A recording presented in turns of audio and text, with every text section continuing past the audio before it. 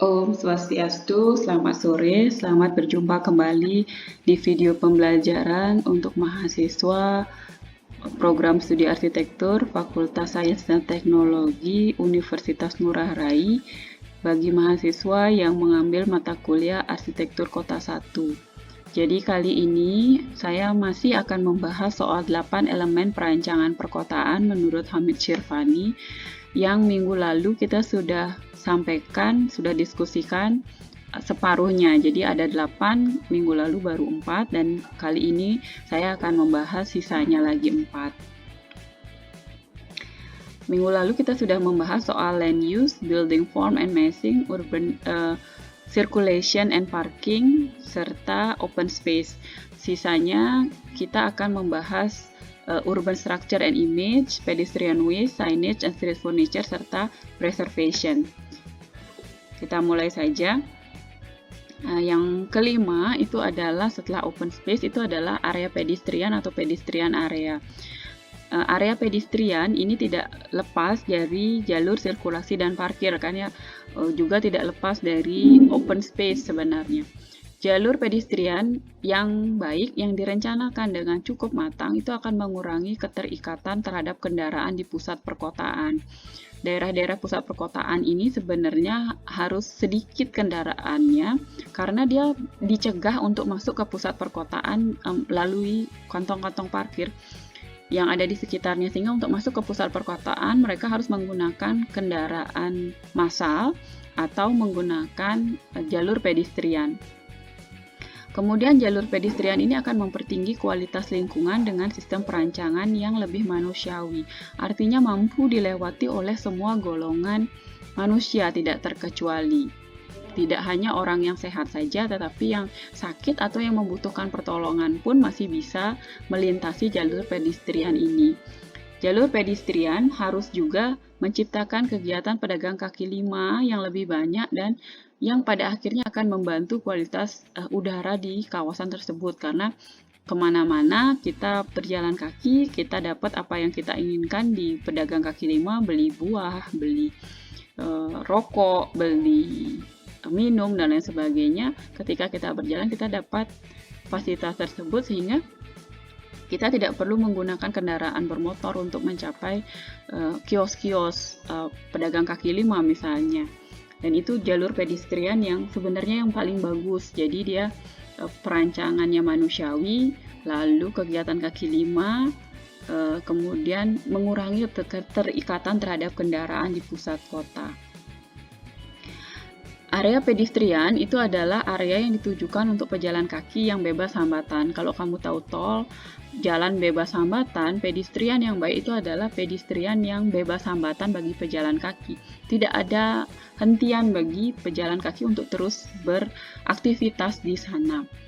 Lalu di area pedestrian itu ada tempat untuk atraksi mendapatkan suasana saat dia melakukan pergerakan. Jadi tidak monoton, tidak boring ya.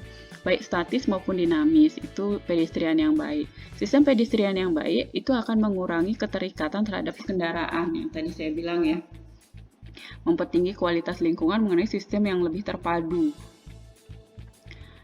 Lalu bagian yang keenam adalah signage atau tanda. Jadi tanda-tanda penunjuk jalan ini adalah salah satu juga perencanaan perkotaan yang kira-kira sudah mulai tidak terlalu dipikirkan secara seksama.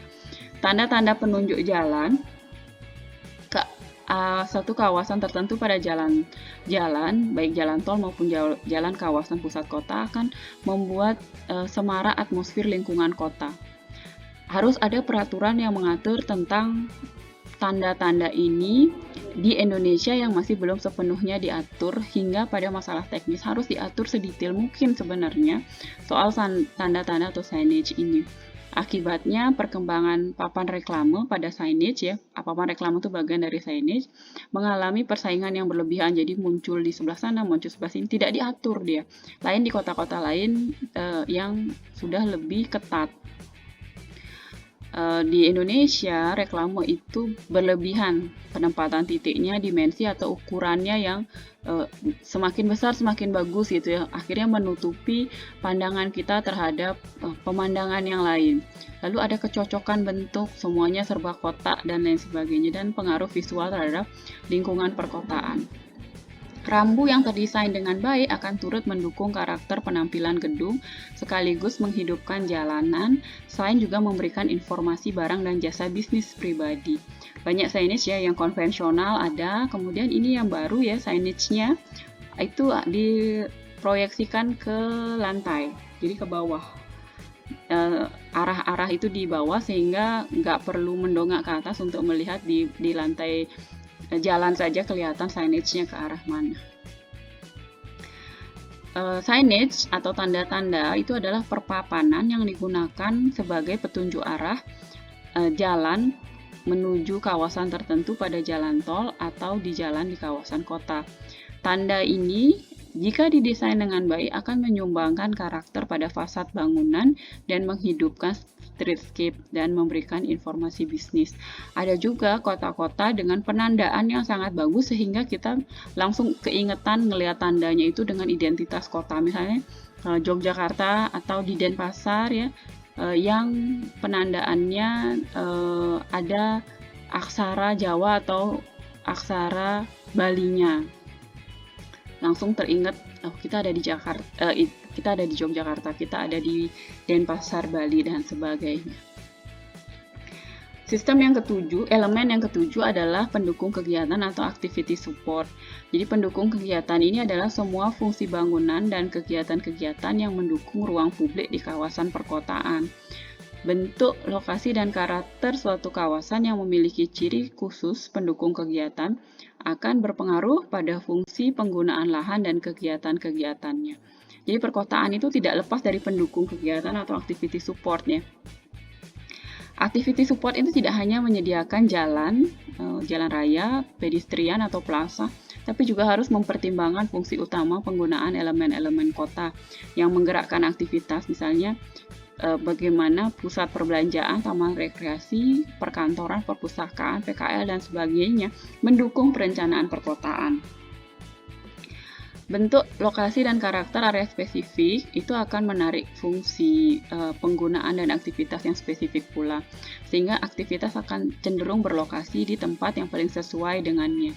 Jadi kalau misalnya kamu sudah merencanakan kegiatan pendukung kamu dengan cukup baik, bentuknya, lokasinya, dan karakternya, kamu sudah merencanakan salah satu elemen perancangan perkotaan. Sudah berhasil merencanakan itu, maka akan berhasil juga membuat perencanaan perkotaan yang optimal.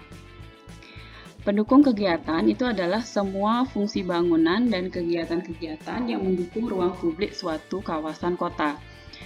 Jadi bentuk, lokasi, dan karakter kawasan itu harus punya ciri khusus. Dan ciri ini akan mempengaruhi fungsi penggunaan lahan dan kegiatan-kegiatan pada perkotaan.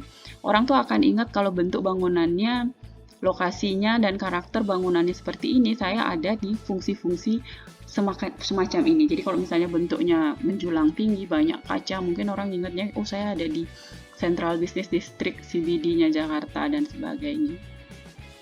Penciptaan kegiatan pendukung aktivitas kesinambungan ini adalah merupakan kesinambungan antara penyediaan jalan, pedestrian atau plaza dengan fungsi-fungsi utama, itu bangunan dan isinya, dan penggunaan elemen-elemen kota yang dapat menggerakkan aktivitas. Kemudian yang ke-8 atau yang terakhir itu adalah konservasi atau perlindungan.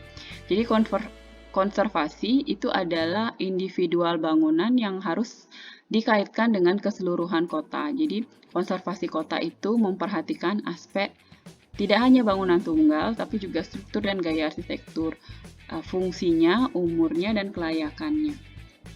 Konservasi atau perlindungan bangunan di perkotaan itu terbagi menjadi beberapa kategori. Ada preservasi, ada konservasi itu sendiri, ada rehabilitasi, revitalisasi, dan peningkatan.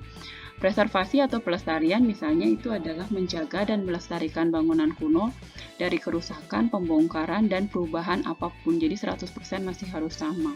Tidak boleh mengganti elemen aslinya dengan yang lainnya. Lalu konservasi. Konservasi itu adalah strategi atau kegiatan menangani secara preventif terhadap kehancuran bangunan kuno. Jadi belum terjadi kejadiannya ya, belum rubuh, belum rusak, sudah diketahui, sudah diidentifikasi sehingga bisa dicegah. Konservasi memperbaiki bangunan tersebut agar dapat bertahan lebih lama dengan mengganti beberapa elemen yang sudah rusak dengan elemen yang baru seperti aslinya. Jadi kembalikan lagi ke aslinya. Lalu ada rehabilitasi atau rehabilitation, itu adalah upaya mengembalikan bangunan kuno yang tidak berfungsi menjadi lebih berfungsi lagi dengan upaya merestorasi utilitas yang diperlukan dan meningkatkan esensi kegunaannya. Sedangkan revitalisasi itu adalah bagian konservasi dengan pengembangan fungsi. Secara fisik bangunannya dikonservasi tetapi fungsinya dikembangkan. Biasanya ketika melakukan revitalisasi, fungsinya berbeda dengan fungsi aslinya. Lalu ada peningkatan atau improvement, itu adalah kegiatan yang dapat meningkatkan nilai, penampilan, tingkat kenyamanan, utilitas yang memenuhi standar teknis, tingkat efisiensi secara fisik, sosial, budaya, dan nilai ekonomi di kawasan perkotaan. Jadi kalau preservasi itu 100% sama bentuknya. Kalau konservasi itu mencegah, rehabilitasi itu mengembalikan lagi fungsinya. Kalau revitalisasi itu biasanya berubah fungsinya. Lalu ada peningkatan. Peningkatan ini yang hampir 100% kehilangan bentuk aslinya. Nah, ini contoh. Preservasi harus diarahkan pada perlindungan bangunan dan lingkungan yang ada untuk mempertahankan kegiatan yang berlangsung di tempat tersebut. Jadi preservasi itu penting ya. Kenapa? Karena daerah-daerah ada bangunan kuno itu biasanya ada di pusat kota. Kalau tidak dilakukan preservasi segera, maka daerah-daerah tersebut bisa ditinggalkan. Daerah pusat kotanya akan jadi daerah tidak bertuan miskin dan tidak ada aktivitas. Kita tidak ingin hal itu terjadi ya. Preservasi dalam perancangan kota itu adalah upaya perlindungan terhadap lingkungan, tempat tinggal, dan urban places yang ada dan mempunyai ciri khas seperti perlindungan terhadap bangunan budaya dan bangunan bersejarah. Manfaat preservasi misalnya adalah peningkatan untuk nilai lahan, peningkatan nilai lingkungan. Lalu preservasi juga menghindarkan dari pengalihan bentuk dan fungsi karena aspek komersial. Jadi begitu bangunan tersebut sudah dapat campur tangan preservasi dan konservasi, maka upaya untuk pengalihan bentuk dan fungsinya untuk jadi aspek komersial menjadi dijauhkan. Lalu fungsinya adalah menjaga identitas kawasan perkotaan dan meningkatkan pendapatan dari pajak dan retribusi yang terakhir. Ada banyak bangunan perkotaan yang bisa dilakukan preservasi dan konservasi ini. Selain 8 elemen rancang kota di atas, ada beberapa elemen yang penting diperhatikan dalam perancangan perkotaan.